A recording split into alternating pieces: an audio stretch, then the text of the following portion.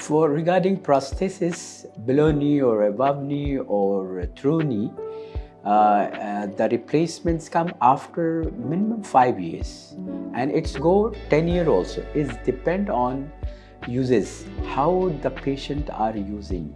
Either they are using very softly or very vigorously walking, or he fell down very vigorously. So in this way, this is depend on the factor. The longevity of the prosthesis depend on many factors. What I said now, it's one of the factors. So in my opinion, 5 to 10 years one prosthetic lasting to the one patient.